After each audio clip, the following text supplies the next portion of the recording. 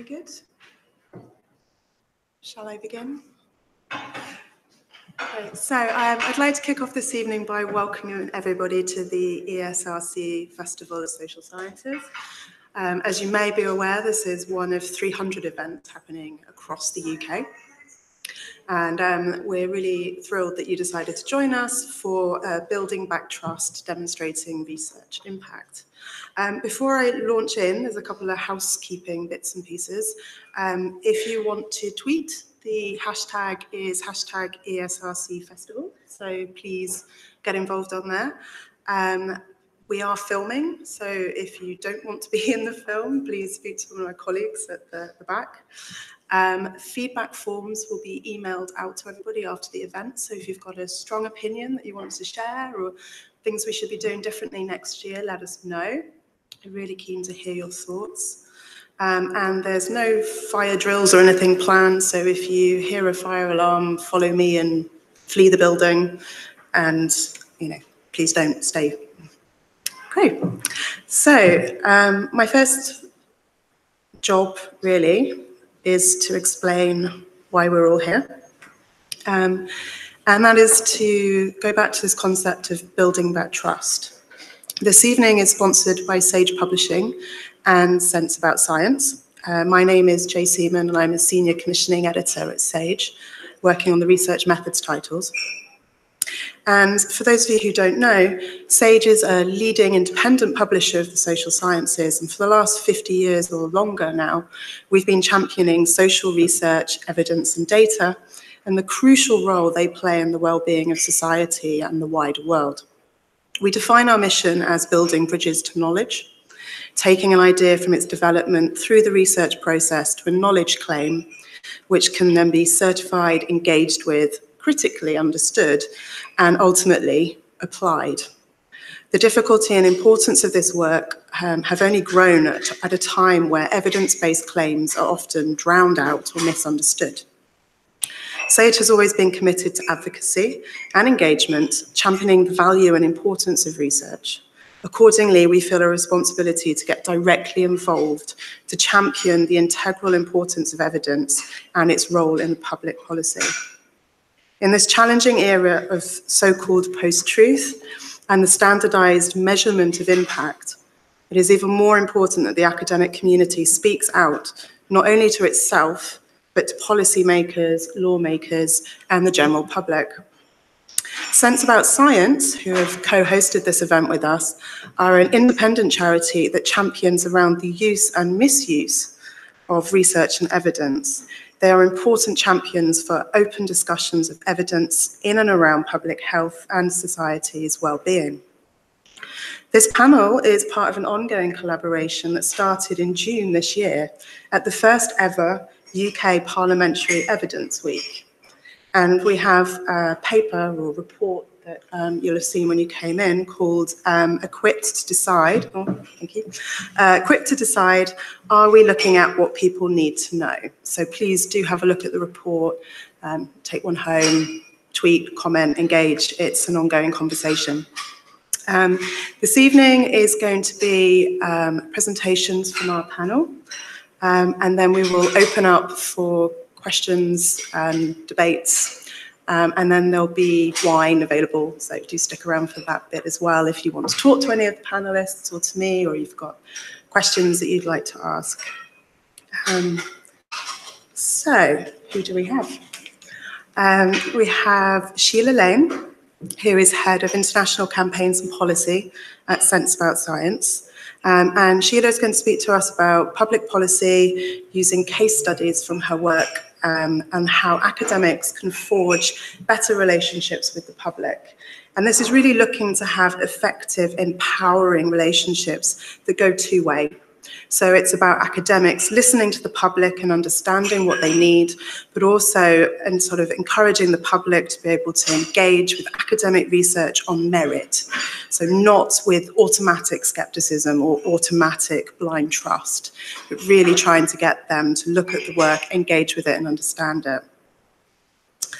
Amy Mullet is joining us. She is the Senior Social Media Strategist at the Parliamentary Digital Services.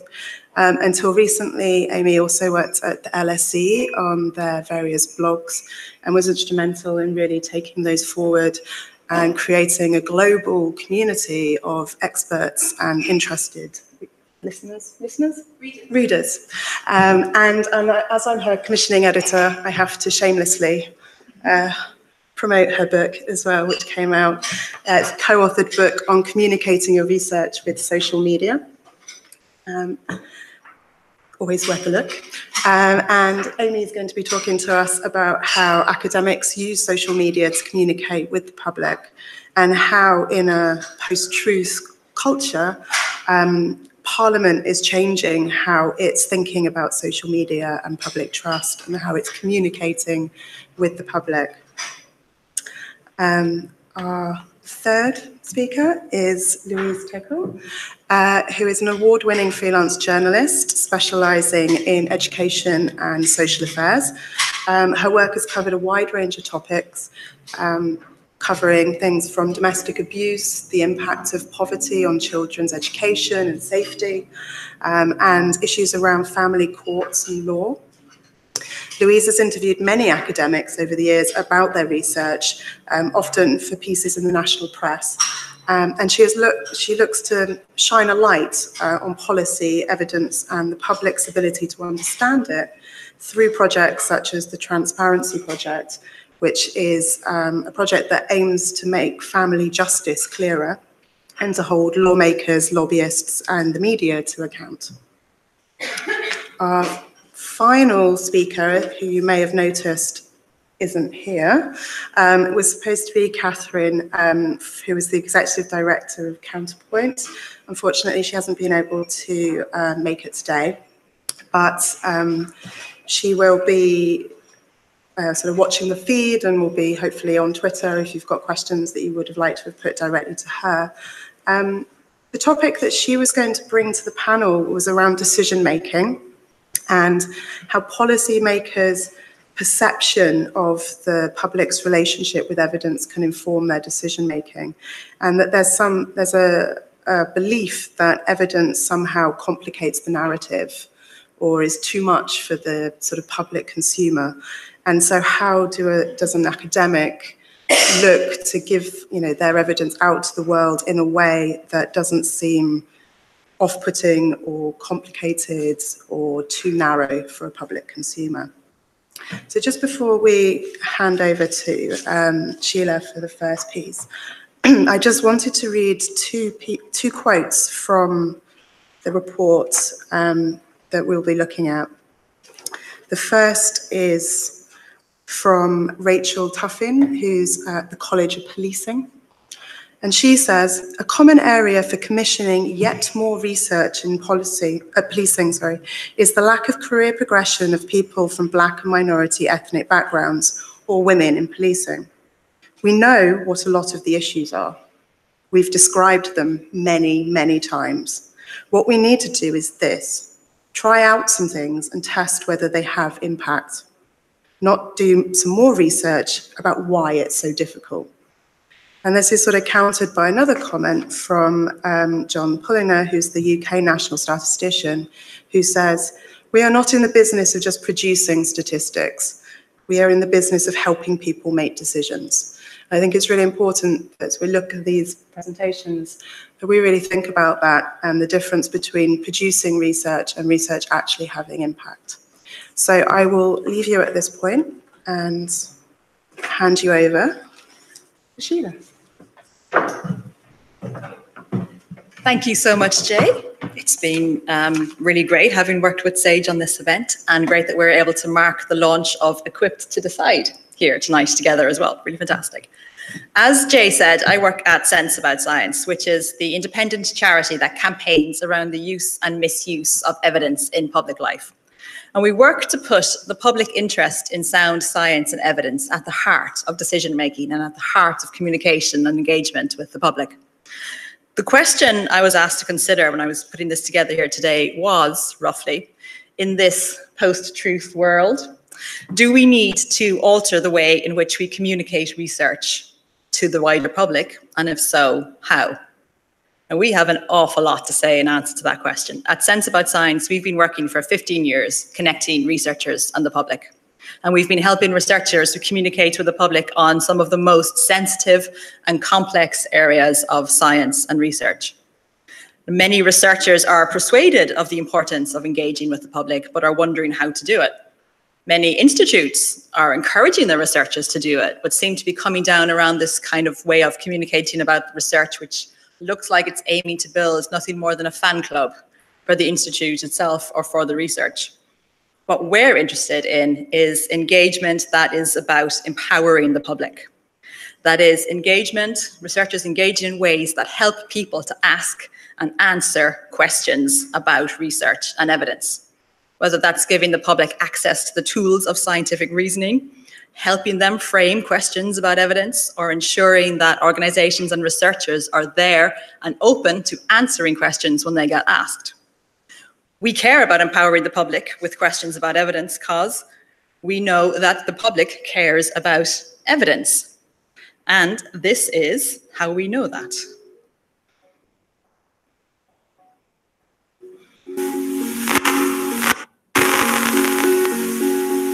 The idea of a post-truth society rumbled through public life this summer, a lot of people started asking us what it meant and whether politicians were ignoring public interest in evidence and accountability and truthfulness. They asked what to do, and we said, well, actually, you need to tell those stories publicly. You need to tell them to people who make decisions.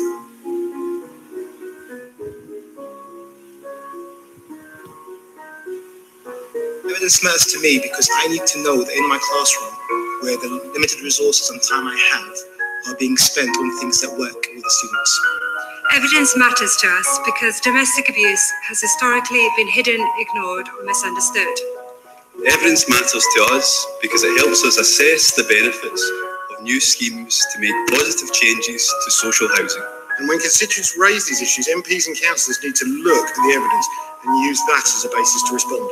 It's frustrating that conversations about this are often based on misunderstandings or even total myth rather than evidence. Evidence matters to us because it's delivering the proof that marine plastic is not just an eyesore on our beaches, but is causing serious harm. Evidence is important to me to make educated decisions about the best treatment available for Georgina. It is absolutely right that wherever possible, the government should make its decisions based upon evidence. I believe that statistics and other evidence tell us how the world is working or not, and therefore enable us to make the world work better. So carrying out a simple science experiment in schools has a rigour that is sometimes missing in government. Thank you very much for coming to Parliament to reassure politicians that there is an appetite for evidence. Try and establish the evidence base, and then to ensure that government do take that into account. I would like to suggest that as part of an induction for all MPs, that evidence and understanding evidence should be part of that. So if ever there was a time for a restoration, a renaissance of evidence-based policy making, this is it.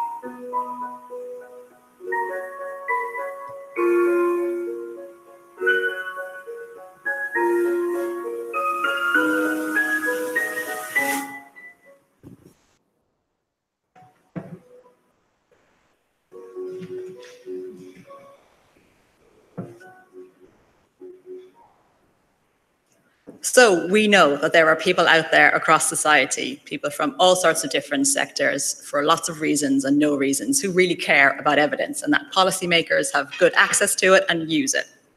So that's why we run things like the Ask for Evidence campaign, which is our public campaign about empowering the public to ask questions of evidence. It's the campaign that says everybody can, if they want, can ask for evidence for claims they come across in their daily lives, in the media, claims made by companies, claims about products, claims made by policymakers.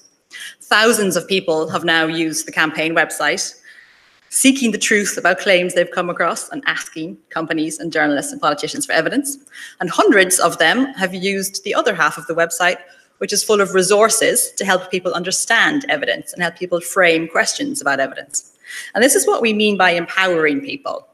Based on our 15 years of working with researchers, we've developed an approach to helping Researchers communicate about research that has empowering the public at its heart. And it's an ethos that we call public-led, expert-fed. It's all about starting with where people, members of the public, are, listening to the questions people have, asking them how they were going to use the results of some research, and planning research communication around that, around the needs and wants of what the people who are going to use your research results actually want, around their needs and wants. It means that research groups and researchers' strategies for communicating about the research are genuinely framed by the people who will use it at the end. And we've produced a practical guide to doing this. The title of it is up there, Public Engagement, a Practical Guide, and where we broke down the approach into 5 different steps. The first step, I'll go through these very briefly. The first step being scoping, and this starts even before the research project starts, we recommend. The scoping stage is about looking at who is it who's concerned about the area you're doing your research? Who is it who's leading the public discussion about this? Who is it that's going to be concerned about this? What are policymakers saying? What's being said about it in the news media? Scoping this out gives you then a picture of where people are starting from when they engage with this issue. This is where you'll identify any underlying misconceptions or misunderstandings about the research issue as well, if you see them continually popping up in the comments under articles, for example. And it's where you'll find the people you need to engage with, the people who are going to be those who will lead the discussion in the public of the research results that are being generated by your project. Step 2 then is involving those people. It's working out who are the significant groups and people who are going to talk about this and how to involve them. Which individuals and groups are most interested, most concerned, and most involved with the issue? Who is driving the public conversation? And who can help you disseminate your results as well after the project, pulling them into the conversation. Step 3 then is planning the content of your research communication. What's your relevant content? What are the key findings that you're going to need to talk about? And what is the best format to communicate about your research? Is it a website or an infographic or a series of events or a video, or is it through the media? What is the language and style that you're going to use? And then step 4 is testing this. After you've developed that material, bringing together people you've identified in step 2 who talk about the issue in the way you've identified in step 1 into workshops and testing how you plan to communicate about your research with them, showing them the research communication material and asking them, what do you understand from this? What questions does this raise? What kind of an impact does this have on you when you look at it or use it or read it? Researchers will probably repeat steps 3 and 4 a number of times, continually refining their communication and how they talk about their research based on the feedback from the user groups they've pulled together. And then step 5 is dissemination. Continuing to engage people and using feedback about who should then know about your research findings, who will talk about them, who will tell other people about them, who will use them and make decisions based on them day to day. Then how can you publicize it to reach those people? How can you share it in the way that will reach that audience? Is it through the media, through professional networks, through community networks, through more informal dissemination ways? That's the 5-step process. Now, from going through that process, or some form of it, or some parts of it, many, many times over the last 15 years, from some of the most controversial and difficult topics out there, with some of the most and least engaging researchers you've ever met in your lives, right across the spectrum. What this has done is it made us at Sense About Science uniquely trusting of the public. We trust that the public, if you engage with them openly and honestly, will understand and will engage with what you're saying to them. We aren't scared of the public. We aren't defensive anymore. We aren't defensive, full stop. We're not likely to guess wrongly about where issues are going to go wrong or where things are going to go crazy in the public discussion. We haven't yet come across an area of research that's too complex for the public to understand it. For example, we worked with a group of statisticians at the small area health statistics unit at Imperial College who are planning to put out a website of maps showing the data they'd collected about environmental agents and about health conditions across the UK. They can drill right down to ward level and sometimes street level on this information. On testing this website with users of it, which included people from local authorities and people from health protection agencies and so on, they found that people were inclined to try and overlay maps on each other and try and spot a pattern in environmental agents, which might overlay with a pattern on a certain health condition and try and form a causative relationship there, which the data couldn't support. The data can't show that. So working through user testing like that, they found they had to explain this really clearly upfront on the website before they even showed people the data to ensure that that didn't happen and things didn't get misunderstood. We have yet to come across an area of research that's too sensitive to be opened up to public discussion.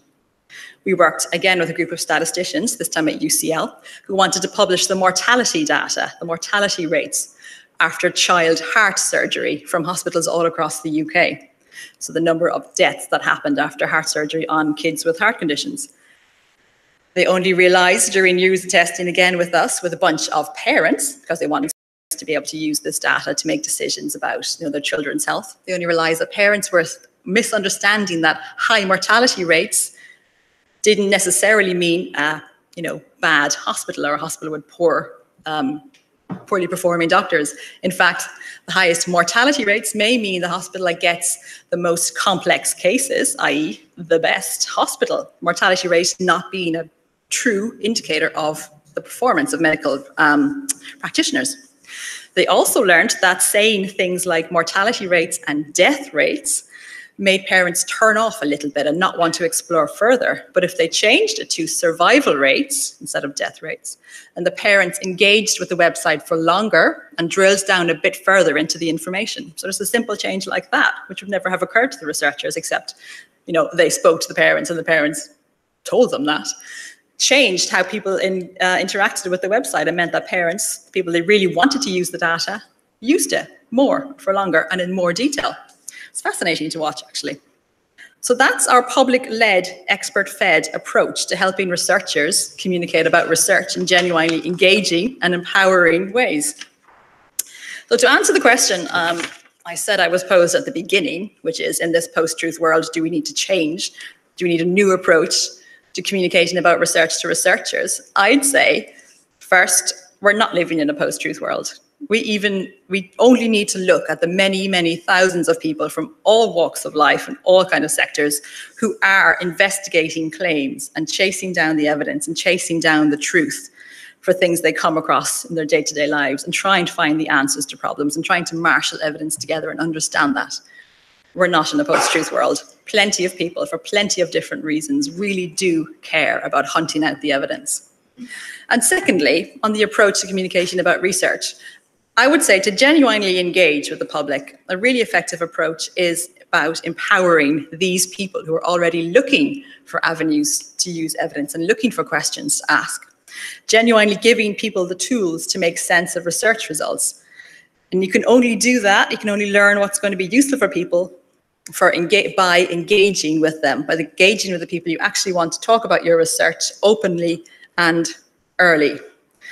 People often ask us at Sense About Science, researchers often ask us at Sense About Science, how do we just get the public to trust us? Can't they just trust what we tell them? And we say, it's not about building trust. This is about building really genuine relationships with people. If you want the public to trust you, we tell them, you've got to prove yourself to be trustworthy. And that means opening yourselves up to open and honest and full and early conversations. And that's how you get the people to engage with your research. Thank you.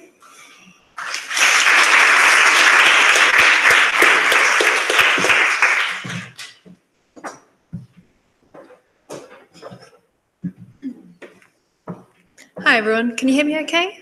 Great. My name's Amy Mullet and I'm the Senior Social Media Strategist at UK Parliament, just the other side of Whitehall. It's my role there to create new social media strategies for UK Parliament, so talking about what the House of Commons and the House of Lords does, trying to get people interested and engaged and be very open about what Parliament is and how democracy works. I've been at Parliament for about a year, and before that I was based up the road at the London School of Economics, where I was doing a similar role, social media management, but focusing more on research communication and how we can use digital tools like blogs, social media to kind of open up journal articles, which are often behind paywalls, try and open those up to the public in a really new and interesting way. So today I'm going to be focusing on those two areas, so how academics and researchers are using social and blogs to open up their work, but also touching on some work that Parliament is doing that connects really nicely with what Sheila's just said. So, good. So I would like to start by looking at the work that the London School of Economics has done around blogging and social media. So I was part of a small group of researchers that were encouraging academics to blog about their research. This started back in 2009, and the blog started with this aim of communicating social science research and commentary in ways that enhance public debate and understanding. Quite broad, and social sciences, we covered everything from sociology, criminology, right through to climate change research, political science, a really broad selection of things.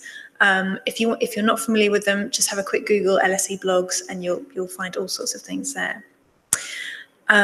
Over the years, the blogs grew into what we call the blog family. I think there's now around 15 full-time or part-time editors. These are people with an editorial background or sometimes PhD students who are doing things like working directly with academics to write blog post versions of their academic articles. So reducing something which might be 10,000 words or 8,000 words down to 500 to 800 words, which is, as many of you will know, a really big challenge. There is also a focus with these blogs on stripping away a lot of the kind of longer words, making sure that if there's anything that we can make kind of rewrite in a plain English style rather than a jargonistic academic style, the editors kind of take that on board as well. Adding things like subtitles, images, anything that will help transform a journal article into a digital product, which is much more understandable for a member of the public to look at. So the original context for the blogs was to be parts of this open access movement, to be pushing back against paywall journal articles. There wasn't really this focus that we're talking about now in terms of fake news and opening things up. It was much more to do with open access and how can academics be visible in this digital space. The blogs now reach about 100,000 readers a week. That's across more than 10 blogs. And we know that we've got readership in Parliament, Congress, major international research universities, charities, students, policymakers, a real fantastic selection of people. Sounds great, but are these blog posts having any impact? This was a question that we wanted to ask ourselves, because as fantastic as it is to have 100,000 readers a week, we needed to show the university that it was worth paying for full-time editors to look at this stuff. But also we wanted to know from the academics and researchers writing these pieces, are blog post versions of your work actually achieving anything impact-wise? Are they actually helping, or is it just another thing that we're asking you to do on top of everything else? So we undertook a research project, collecting as many examples as possible from readers, doing really in-depth searches online to look at where the blog post versions had been cited.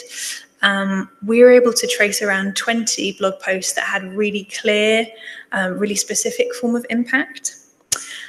Which isn't that many, but we were kind of surprised by the variety of things. I've got one example here for you. So Sean Creaney is a researcher, and he wrote for the LSE British Politics and Policy blog about how the youth justice system wasn't taking into account the views of youth offenders when it comes to their care and kind of what happens to them when they're in the youth justice system. Sean's post warned that if this reluctance to allow youth offenders to have a say in their care was not addressed, then there would be a negative impact for both the personalities of those young people, but also on the risk of offending. So looking at something quite tangible outcomes, and that's what Sean's post was arguing. The blog post was picked up by the government's Youth Justice Board and included as further reading in their newsletter. It was subsequently read by Lord McNally, who's the chair of the Youth Justice Board, who personally contacted Sean, arranged a meeting, and kind of gave a bit more detail on how the Youth Justice Board were finding it really tricky to understand how to engage with young people and in a way that was sensitive and meaningful. Sean met with the head of the Youth Justice Board in Wales, who requested his input on the national participation strategy. And Sean was able to share his findings of his PhD research. He provided detailed feedback to the board and was cited in the final published strategy. For us, with Sean, kind of when we were able to catch up with him a bit more, he said that writing the blog post version was absolutely central to his research and his PhD having an impact in that way. So a really exciting example. Sounds even better. But are any quote unquote normal people outside of academia and policymaking actually reading the blog posts? Are we changing the minds of the public? And this is a question I think that a lot of academics and researchers are at now. It's not just a question of, is this having an impact? It's academia has to deal with this growing anti-expert sentiment. We're talking about fake news. We're talking about quote unquote post-truth eras, a big skepticism around, in some areas, around research and statistics. So this question around are normal people outside of things like parliamentary committees or charities reading the blog posts, does it matter? Are the public in these areas feeling informed? Are they feeling engaged? Are they interested in academic blogging? I'm interested in kind of discussing this a bit more with the panel as we go through, and also your thoughts on that and whether how much it matters in things like research impact statements, the term the public, how is this different to kind of other academics? How do we need to define those things? It's also a question that Jenny Rohn from UCL has considered in her blog post for the Guardian Science blog network. I'm going to bring up a quote from her and just read that out because for me, it perfectly sums up her frustration at feeling like the fake news spreaders are winning and that academia sometimes only talks to itself. A little bit small, but I'll read it out. I think writers like me who specialize in evidence-based communication have been deluded as to the power of our pens in the face of this inexorable tide. We write our polite pieces in mainstream outlets and expect to change the world. We brace ourselves for the inevitable trolls in the comment section and on social media, but we feel cheered and bolstered by the praise and support from like-minded members of the audience.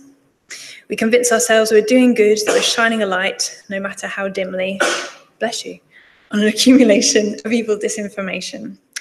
We feel smug when we get 1,000 retweets, until we notice the anti-vaxxers, the racists, and, quote, the nutters, are getting hundreds of thousands more. So that's from Jenny Rohn's article in the Guardian Science blog network. Jenny goes on to say that she's not giving up science communication and that you shouldn't either. But perhaps we should think more critically about what we mean when we say that we're reaching the general public and that we're having an impact on the public. And again, this is something that I'd love to hear from the audience on in terms of the questions. And if anyone else who's read the full piece felt compelled to write more or to walk away and give up and let the trolls win. So I'll move on now to look at what Parliament is doing to think about the connections between social media, the public, and post-truth. On the social media side of things, the aim of the UK Parliament social media channels is to communicate what's going on in Parliament, to encourage the public to get involved. And we in our team keep coming back to how Parliament can be effectively communicated, or the work of Parliament can be effectively communicated in an era of scepticism about expertise, especially around politics, and the suspicion of kind of ruling elites.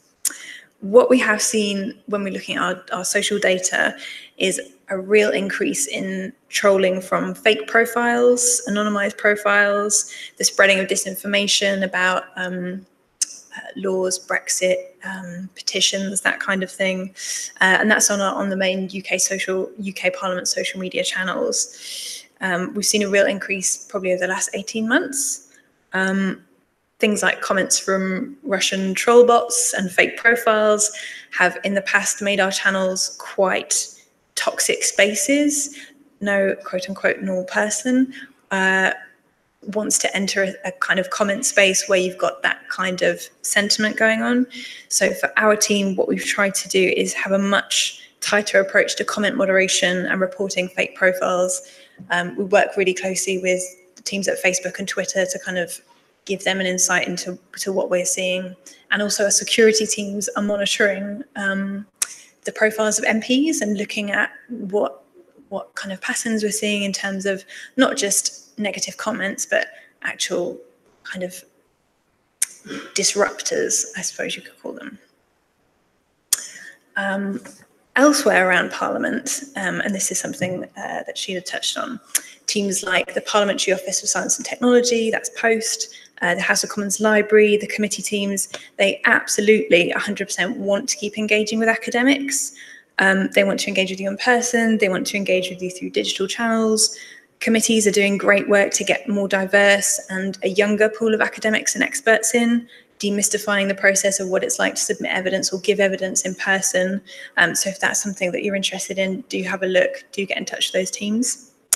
And librarians and researchers at Parliament, they, we know, find academic blogs really useful for looking behind those paywalls and making those first connections, like with the Sean Creaney example. So to finish off, some questions to think about. What should we do? I would suggest start or keep blogging about your research, have a strategy, as we've said earlier, track and measure your impact, whatever that might be, and then make real connections with teams at Parliament from whom you can learn more about evidence, about giving evidence and what they want from academic research. And then just a question to everyone, what else should we be doing? That's it, thanks.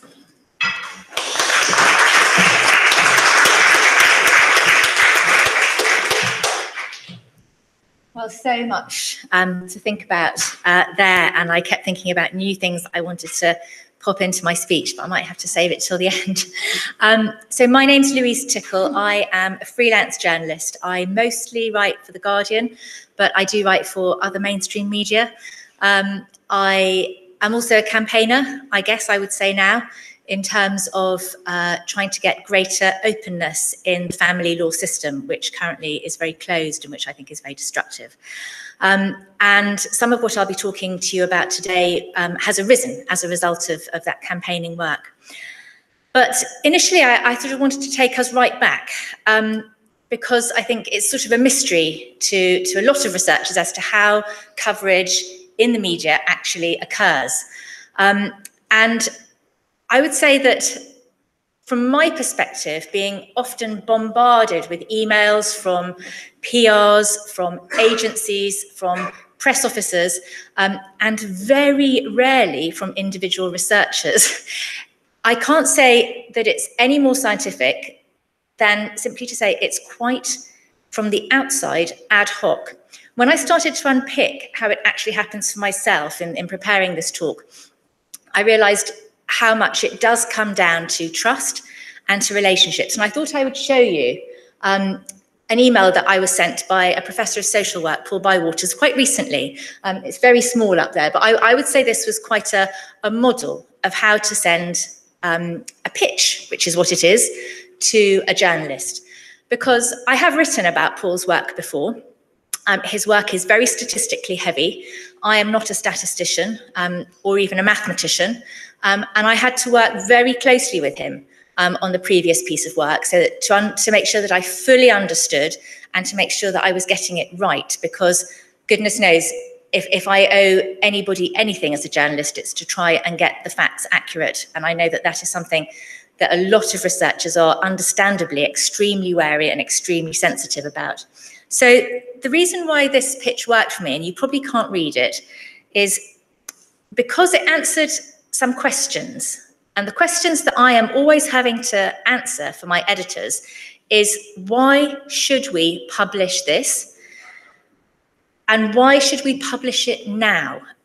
And the why should we publish it now is the bit that so many press officers and universities, and goodness knows academics, but not their fault because they're not trained, never really think about. And so they can't answer it, but I have to answer it every time I suggest a story idea to one of my editors. And this is the reason that Paul gave me in that pitch as to why we should answer it now. He said, if the other countries had Northern Ireland rates of taking children into care, there would be 40% fewer in foster or residential care in England, 50% fewer in Wales, and 60% fewer in Scotland. Given the world that I work in, where there is enormous concern about the number of children being taken into care, this is telling me why we need to publish this research now. So he's answered that question. He's done it very successfully. This is the article that came about. But from my perspective as a journalist, I don't want just stats thrown at me or findings thrown at me, because I've got to make sense of this for my readers. Why should they care about it? And so you really need academics to tell you why it matters and to be willing to tell you why it matters. And this is where there's often, I find, a disjoint, because academics are very willing to tell you what their findings are. They're very little willing to give you their views. And so the academics that I am most interested in working with are the ones who are most willing to tell me why we should care, why their research has an impact, why, in a sense, it should be funded. And that comes down to really telling me what their views are about their findings, which I think a lot of academics find very difficult to do. So Paul was willing to do this because I think he, sounds to me very angry about what his findings mean for some of the most vulnerable people in the country. And he gave me a couple of examples, which I've put one in red. He said, austerity measures and a deteriorating economic climate for less well-off families. Oh no, sorry, my slides have not worked in the translation from my Mac to PowerPoint. So I'll try and find the bit that is important. Yes, he said, we want these findings to galvanise governments to think about the issues of equality and social justice. So that's what he wants to happen as a result of his research project. And going back to, he wants a situation where fewer children need to be removed from their families. So that's what's motivating him. That's what his findings have led him to believe. And that's really important from a journalist's point of view. So relationships have been talked about a bit before now, but relationships really matter. It's not just a question of a researcher whizzing across their spangly new findings or their journal article for me to plough through. I need to understand where they're coming from, what their credentials are, how much I can trust their findings, and often we need to have time to develop those things. Time is at a premium for journalists. I'm sure it's at a premium for researchers too. So trying to find the sweet spot where those things can combine is tricky, and it takes commitment. It takes commitment from the academics. And that's why I say, talk to us. Find as many ways as you can as researchers to engage with journalists. So many of us now are on social media. It's one of the places where I look to get my stories. And I don't look on social media for stories. I look for interesting conversations, which will spark ideas, which will make me think, this is worth covering now. And I'll give you an example of how that came about. So I've got two young kids, they're 10 and they're 7, and their school is constantly asking me for money, various different ways. It never stops. And I write for Education Guardian, and I suggested a comment piece to my editor, which I wrote, and I kind of let off steam, and that comment piece made me feel very pleased inside. But I got this response on Twitter from an academic at the University of Kent. And he came to me and he's like, she said, we're doing this research. Oh gosh, something's happened. She said, we're doing this research into fundraising in Kent schools. And I got back to her and I said, oh gosh, look, I'd be really interested in this. Tell me about it. In fact, this was the tweet that came to me first, and I went to his colleague. So honourable mention for Eddie Hogg. And what I talked to her about, she was his research collaborator, she was the lead researcher on the project, was exclusivity. And this is, again, something that's really important if you're going to engage with the media. We generally want and need exclusives on things that are not burning breaking news, which everyone's going to cover, there has to be a reason for an editor to give space or airtime to a story. And if it's going to be academic research findings, it's unlikely to be something that every single news outlet is going to cover. Occasionally it is, but usually it's not. So exclusivity is something that I'm going to ask for and is really important. It doesn't mean that it can't be published elsewhere. It just means we want it first. And as a result of us, me, Ali, and once or twice, Eddie, having conversations over the next few months, I got her research findings on the second stage of her research project exclusively for The Guardian. And it meant that I went down to Kent. It was a heck of a drive from where I live near Bristol. And I visited 2 different schools in totally different socioeconomic areas to find out what level of fundraising they were feeling they had to elicit from parents, given the levels of cuts that they were both experiencing. And so, we got this story out. She was pleased. I was pleased. My editor was pleased. But again, she was willing, Ali, to go a little bit further and tell me what she concluded from her research. And she was saying, we're now seeing children fundraise for their own education. Now, that's a really big thing to say. It takes you back to Victorian times where you would have to go into school with your pennies. And that's essentially what she was saying is happening now. So now I want to go on to tell you a little bit about what we can't promise academic researchers. We're quite greedy, the media. We want a lot, and I know it feels like we give very little, but being upfront about what we can't promise. Timing is something that is out of my hands as a journalist and is in the lap of the gods often when it comes to news priorities. So we can say that something might happen at a certain time, and you might have offered us an exclusive based on it happening at a certain time, and we will do our absolute best, and I will be pushing my editors, but I can't promise it. I know this really pains researchers where you have 1 in 10 children, XXX, and actually the research shows it's 9.7 children. We are never going to be giving you accuracy to the decimal point because that doesn't translate for our readers. We'll probably describe it in the text, but headlines won't give you that. And this is my personal bugbear. Would you mind just sending a draft over? Oh, could I just look over what you've written? Often at the very end of an interview. I am not going to do that. Copy approval is something that is completely prohibited by any national news outlet. I've not worked for regional ones, but I would presume it's the same for them. What I do understand when it comes to academic research, though, is that accuracy really matters. And often I will check back with an academic, or I will let you see your quotes. That's important for me to be right. It's also important for you that I get it right, but I won't give you editorial control over the piece. And I can't promise that you'll like it when it comes out either. So a quick example of how it can all go wrong, because it can go wrong. Talking about research credibility, I am often asked by my editors, where does this research come from? Standard question.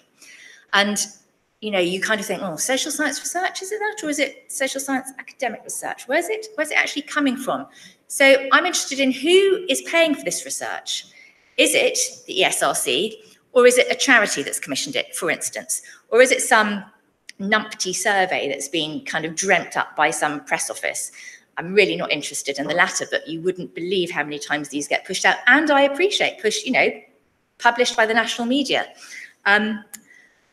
This example, this report, 19 Child Homicides, is a report that was produced by Women's Aid. It got massive media coverage. It still gets talked about. It is talked about in Parliament. Quotes from it are used. My colleague, the chair of the Transparency Project, who's a family barrister, Lucy Reed, wrote a complete takedown of its methodology. It was a completely self-selecting sample.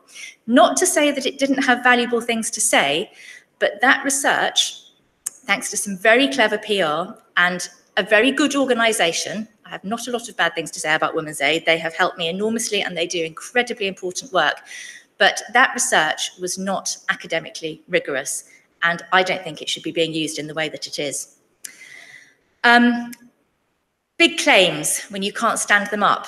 I did another piece of work actually a couple of years ago when I was writing a lot about domestic abuse, where an academic from a university completely not associated with that 19 Child Homicides report made a claim, and I kept asking her, because it was a really big claim, it was really fascinating, I would have led with it, How, you know, where's it from? I want the source.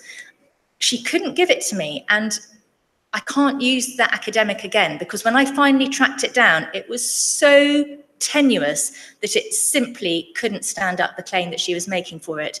And I could tell that she was nervous by the fact that she just kept kind of retreating from my questions, and that doesn't give me confidence, and it doesn't elicit trust.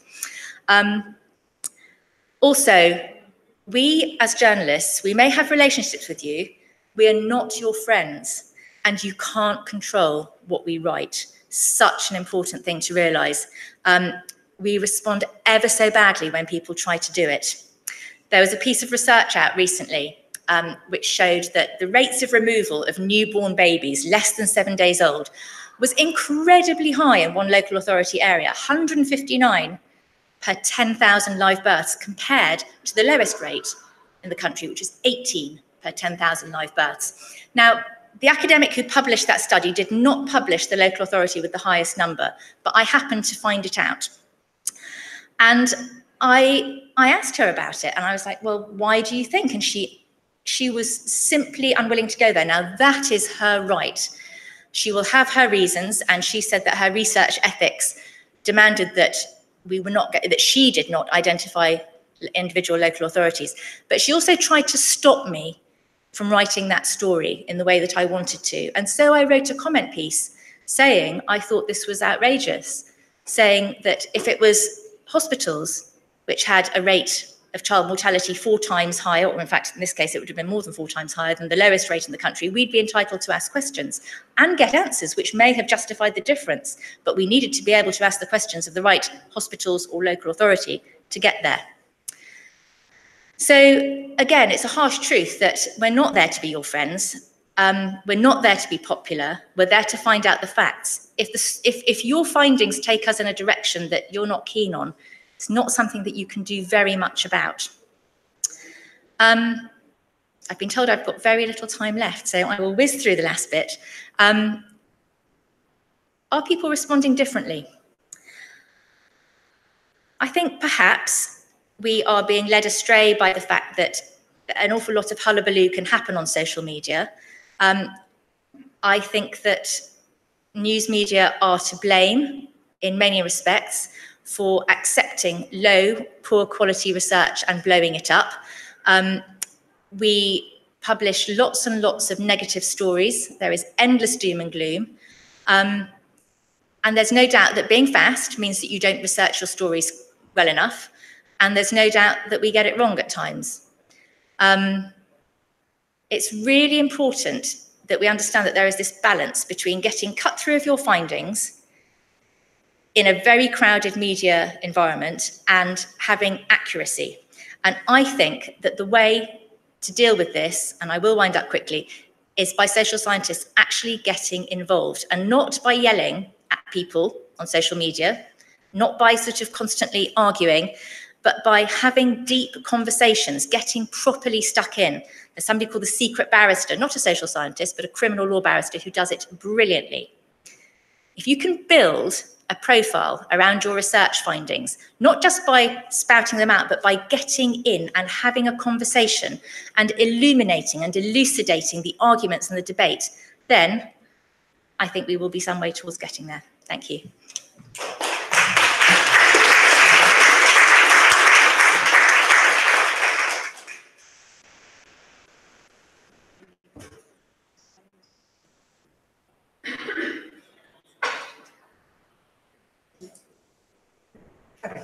So just debating amongst ourselves what we're going to do next. There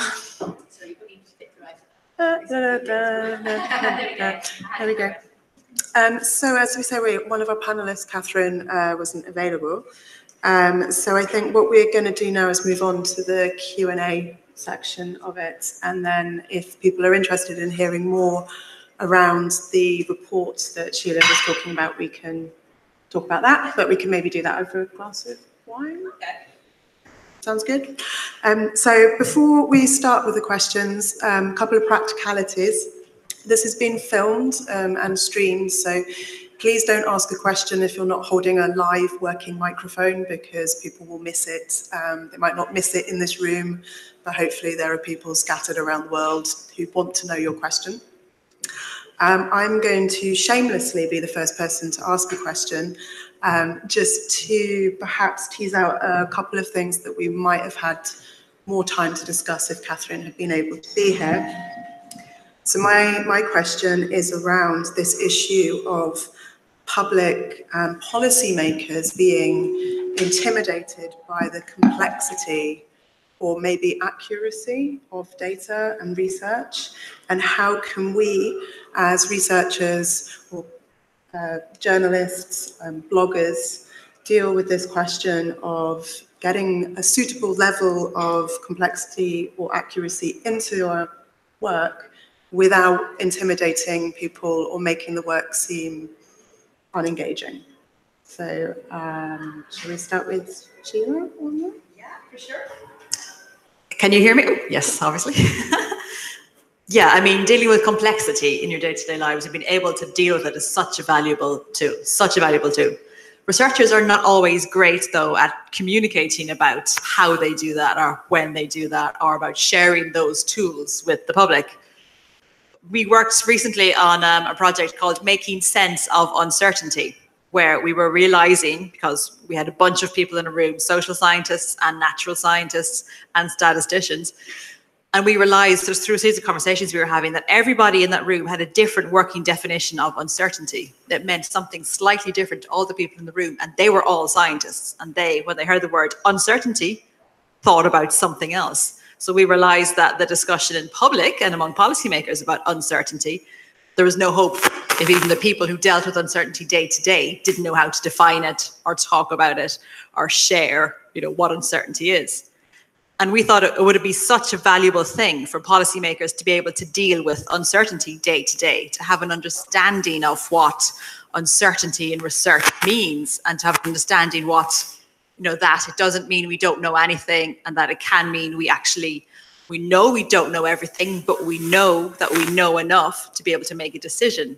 So we worked with these researchers to share and try and share with policymakers that understanding of what uncertainty is and isn't, and this idea that you can deal with complex sets of information and know that it's not perfect and you don't know everything, but you can make a decision, and that's how scientists work. So sharing those tools with policymakers, I think, would be really, really valuable. Can I just, it is now, I'm on now. I think that there is a lot to be said for working with journalists who are specialists in an area. It never means that we're expert. I wouldn't pretend that. But I know, particularly from my work on domestic abuse and the work in the family courts, which I've been doing now for about 4 years, and I was working on domestic abuse for about 3 years before that, that the multi-layered complexities of these issues, let alone the research related to them, means that you need to be searching out the journalists who have got a degree of specialism and who will give you time. That would be my suggestion. Yeah, I can add a bit, thinking about when academics are working with press officers. So I think I would say trust. If you're an academic or researcher, thinking about reaching out to your press officers or media relations team who would be pitching to journalists and contacts. Trust in them, spend time with them, work with them, listen to them. If I'm thinking about colleagues at LSE who are very much specialised in social sciences, if you're at a much larger university, there will be people on that press team who are more focused in on whether it's hard sciences or social sciences, etc. So I'd say if you don't know who your press team are, go and look them up and ask them out for a coffee and learn about what they do and how you can work with them if you've got a big project coming up, and talk to them at the beginning. Don't talk to them when something's about to be published tomorrow. Give them a heads up and they'll be your best friends. Yeah. I was just going to add, Jay, that I don't want to put words in Catherine's mouth, so forgive me, Catherine Fieschi, if you're watching this, but I rather suspect she may have said something along the lines of, as you said, Jay, that policymakers shy away from talking about complexity because they think the public don't want to talk about it. And I've got to to look at that again, and we don't, from our experience, we don't think that's necessarily the case. But the public does expect policymakers to deal with complex issues. Public does expect policymakers to deal with tons of research and evidence and data. And they expect, wonks in the civil service to be dealing with piles of data and information every day. We would hope people who are responsible for making decisions that impact on all our lives do so, looking at piles of data and information before they make those decisions. So I would suggest that if policymakers just got out there and talked about their work more along those lines, and the public would be very open to hearing about that and would start to expect, in fact, that policymakers set out, the complex models that they used, well, maybe not the details of them, but that they used complex models and algorithms to come to these decisions.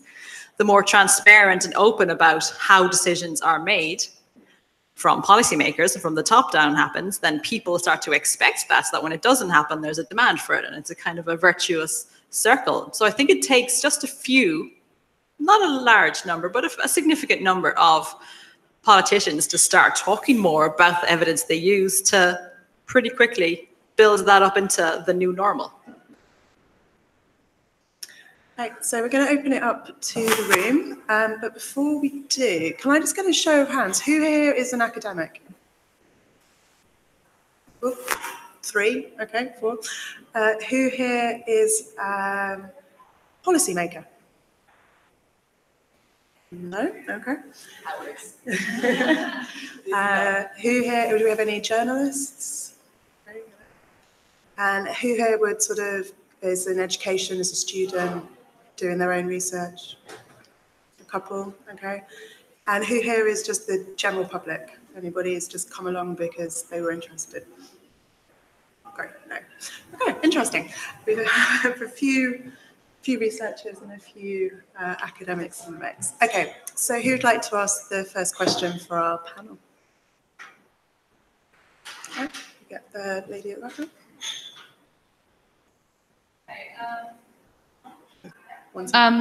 Hi.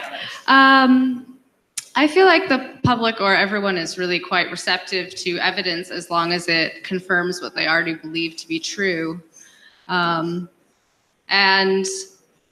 I'm kind of wondering what impact you could have in sort of sharing evidence with people and with the public on sort of that confirmation bias or solutions bias, where people kind of don't want to hear something because it would mean they would have to change something in their lives that they don't want to. And if there's kind of a upstream change that needs to happen before people can sort of be comfortable looking at evidence critically. I can share an example from the LSE blogs. So the most read blog post across all the LSE blogs had, I think, over 750,000 views. It was published 2 weeks before the Brexit referendum and was by a senior professor. And the blog post title was something like, "Letter to my friends, why I'm voting Remain in the referendum." And it went viral on social media, got picked up in the press, all sorts of places. And the bigger context to that, of course, is that a lot of people were very shocked about the actual result, the Brexit result.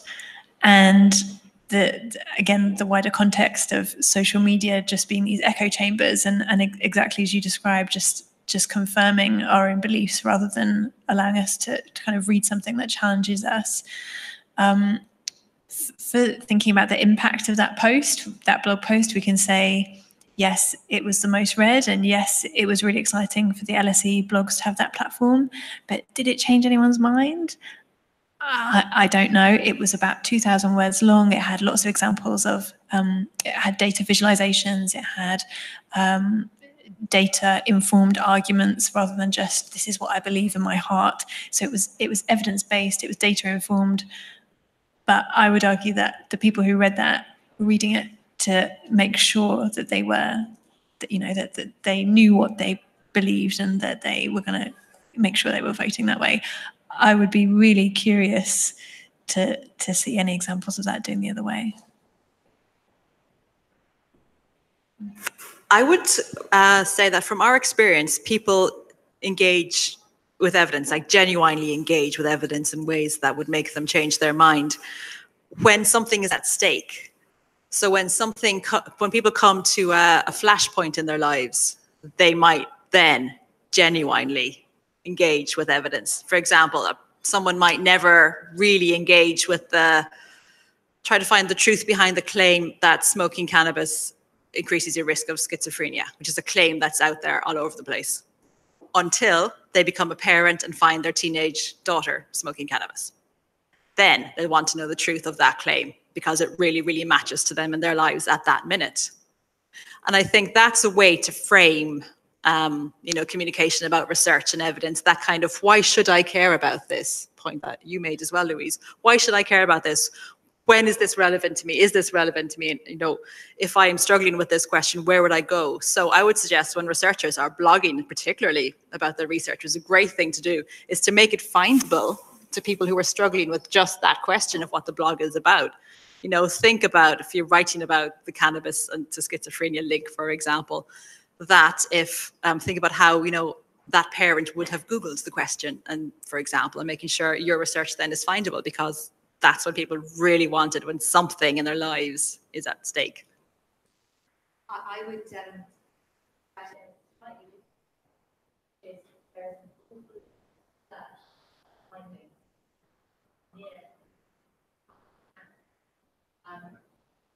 many.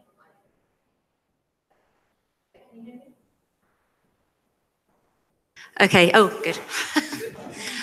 So I think that there's far too much research that gets pumped out, research that isn't there yet, that is sort of years away from being realised, yes or no. I'm thinking about medical research in particular, that people just turn off at a certain point.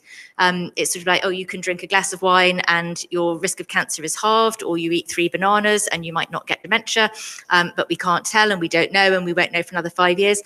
I think that there should be a little bit more restraint, so that people, when they actually hear research, might engage with it a little bit more, because there's an awful lot that I just turn off from, because it's half cooked. It feels like it's been pushed out by the university or the charity way before it's ready, and I feel like my headspace is being taken up well before it's justified. So my kind of question that goes alongside this, I think, comes back to a word that Amy used, which was polite. She was talking about the polite piece that you put out into the world. And do we think that the polite fits with the echo chamber? Is that one of the reasons that people read what they already believe? Or, should we be being less polite?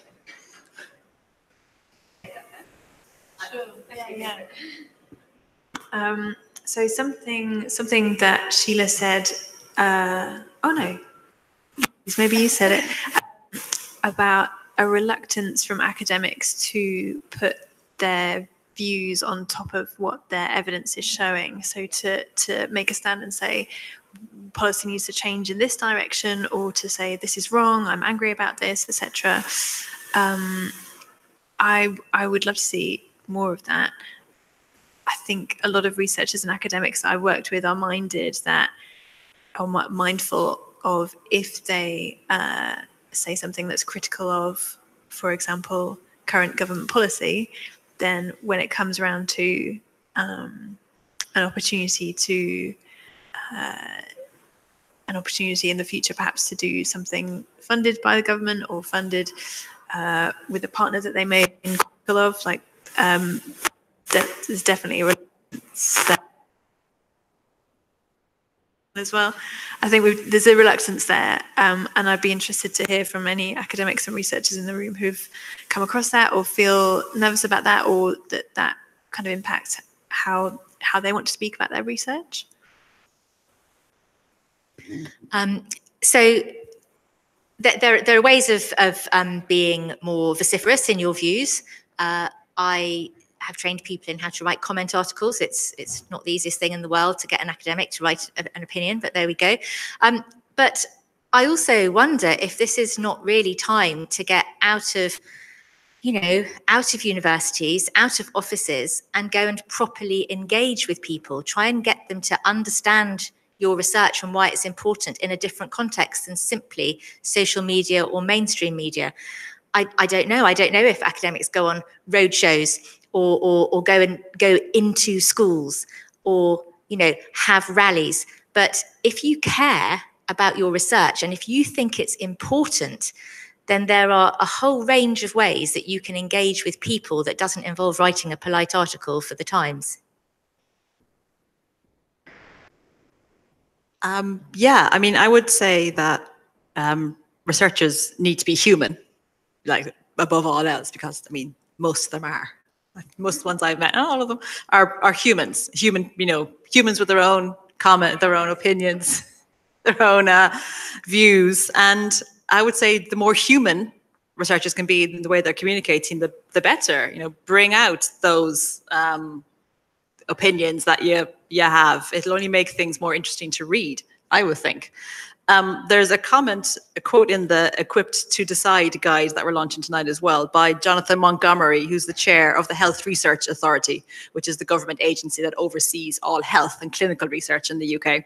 And he said, I happen to have written this down, but I think it's apt here. He said, "You respect people by putting your expertise at their service.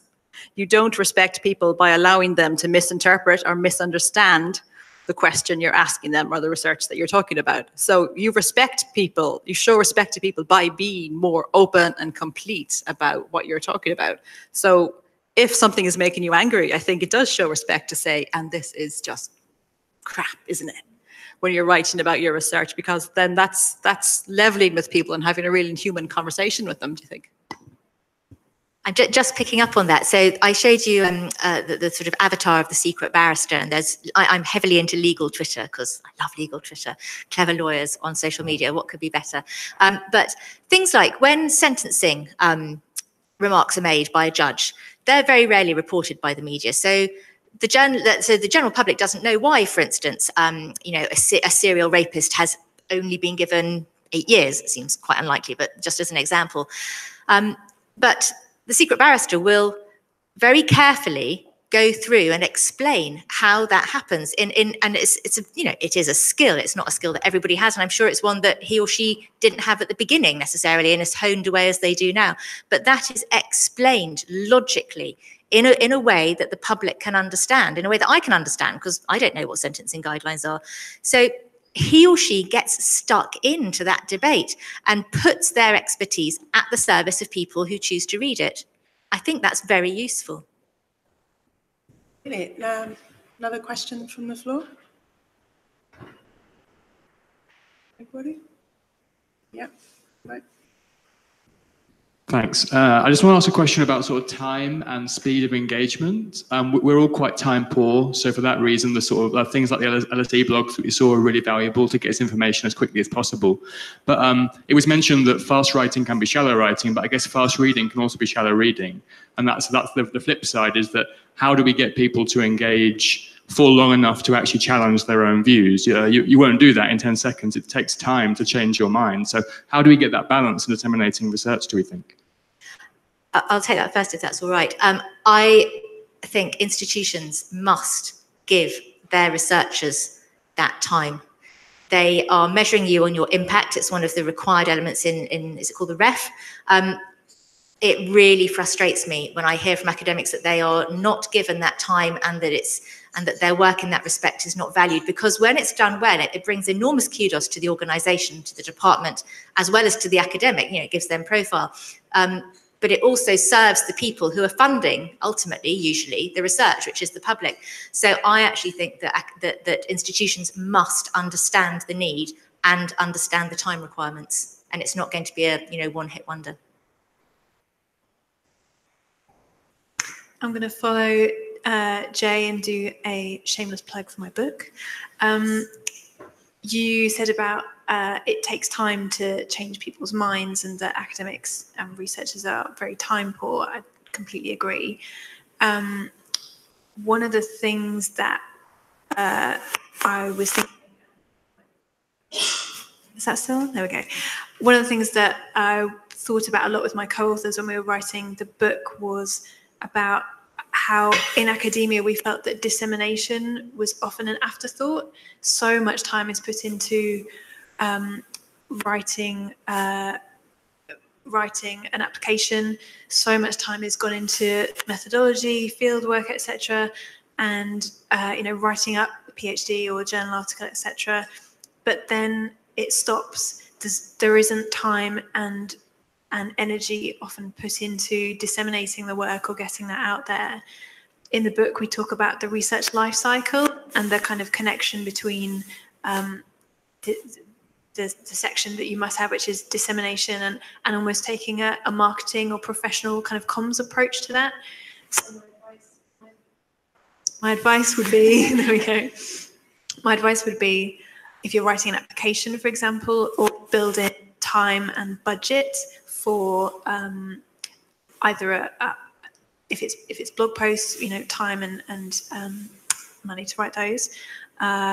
There could be, for example, if it's a much larger project over 5 or 10 years, there could be a digital comms element to that, or a part-time comms person, for example, as part of your team that is constantly thinking about how can we work with the press team, how can we work with journalists, something where comms is inbuilt and it's not necessarily having to fall to you because your expertise is in your research area. It might not be in comms, and that's totally fine. So my advice would be, think about, for bigger projects, building in a comms element and dissemination element. And for smaller projects, take a look at the book. There's lots of resources online in terms of science communication and taking a comms approach to getting that message across quickly in data viz. A great headline, presenting things in a way that are quite eye-catching.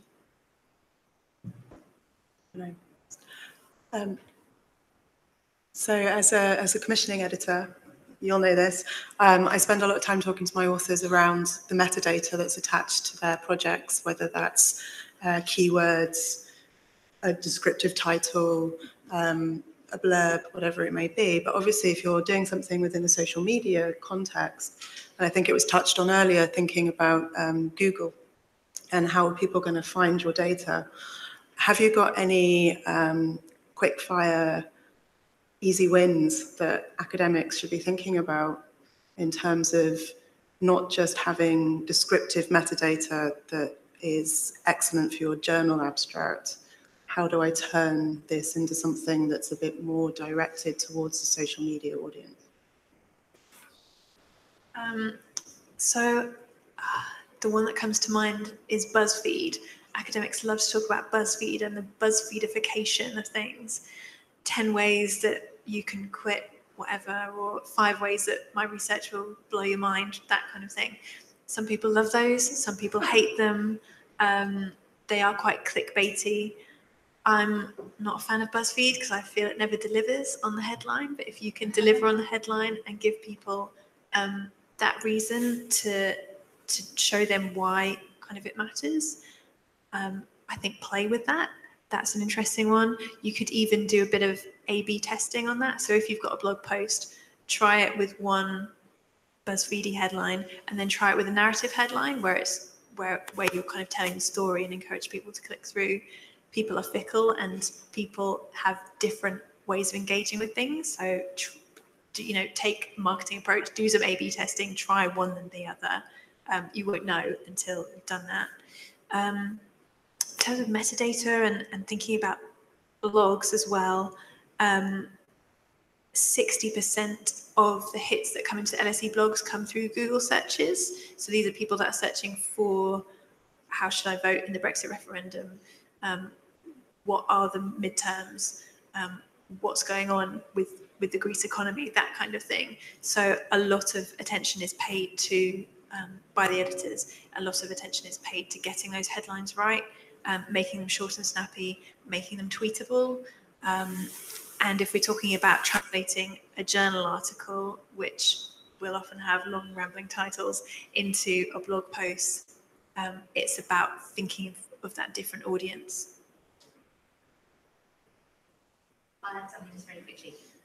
What you'll notice if you go on the Guardian website is that titles, headlines for articles often change during the day. One's not worked.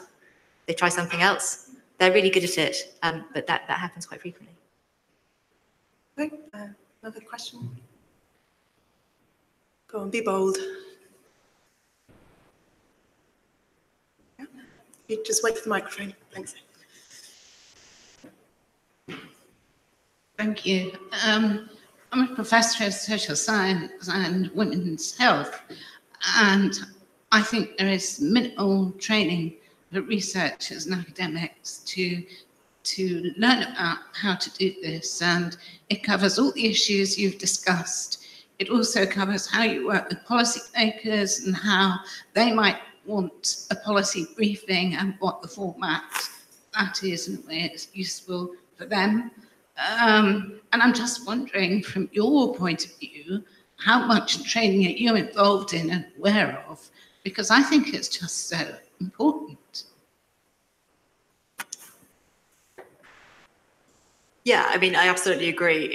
And I agree with what the two fellow panelists said in answer to an early question, that this takes time and it takes some skills that are not natural to researchers, that aren't part of a researcher's traditional career trajectory and training. So yeah, this is something that is different to what we do day to day. So I think training is not a bad thing to start incorporating into PhD programs. In fact, I know in Ireland, I'll speak to an Irish experience, that one of the big funders there, funder of natural sciences, not social sciences, has now made it mandatory for every PhD student to do a module on just this, on public engagement. So they learn how the media works, they learn how the policy process works, and they learn how to write a policy brief and so on as part of their very, very early training in how to be a researcher. And I think that's a good model. I think that's a great model. They may not use those skills because, to be bold, not every piece of research should be communicated to the public, maybe. Some of it's kind of dull and, will be of no interest to anyone. I would never have a policy application. And that's fine. I'm not saying it's a bad thing. That's absolutely fine. But maybe not every researcher will come around and use those skills. But even just spending a bit of time during their PhD training program to think about something outside of their lab as well, and think about the other world out there that might be interested in their research that aren't just their colleagues at their academic conferences. Making them conscious of that other world is in and of itself really valuable as well, because that changes people's mindsets and kind of reframes how they think about what they're doing too. So I'm sorry that doesn't answer your question, because it's not telling you about a piece of training that you and your researchers can go to. But if you can lobby the funders that you work with to start introducing something like that, I think it's a fab idea. Yeah, I was smiling when you were asking your question, because I've given umpteen one-day courses at universities and charities in various different kinds of media skills. No one has ever asked me to do something that was more continuous, which I think would be far, far more valuable, because, I didn't learn as a freelance journalist, how to pitch stories simply by doing my media training course, which is, or my journalism training course. It does take time, it takes skills, it takes development. And I think the people who are naturally good at it, perhaps, their work is foregrounded where other people's work isn't. And that's really unfortunate, because there's so much out there. So I just think it's a little bit like I was saying to the gentleman at the back. If your institutions value it, they have to think about media training or kind of engagement training very differently than how they ever have done, it seems to me. And I'll speak about my experience from working at LSE.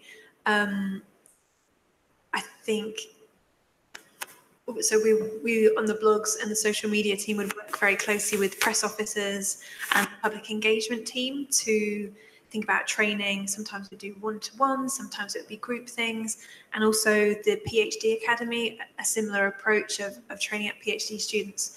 But often, actually, it's not the PhD students who are ready to go and engage, it's people who have been working in these fields for decades that need that approach.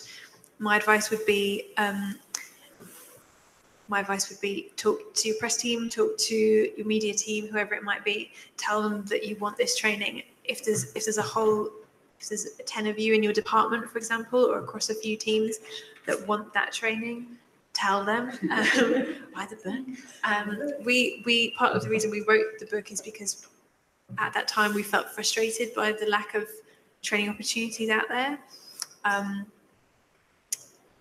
think the more that you can rally your university or put a bit of pressure on, the more they'll listen, hopefully. They want you to be good engagers. They don't want you going rogue on Twitter and embarrassing yourself or saying something, you know. So they want that. But I suppose it comes down to funds and things like that. But yeah, I would say put a bit of pressure on if you can. And one more question before the drinking part of the evening begins. That's not to say you can't ask questions after the drinking bit starts, but does anybody want to ask one now? No? Okay, in that case, I would just like to take this opportunity to thank our panelists again. Please do stay, and if you've got more questions, let's have that.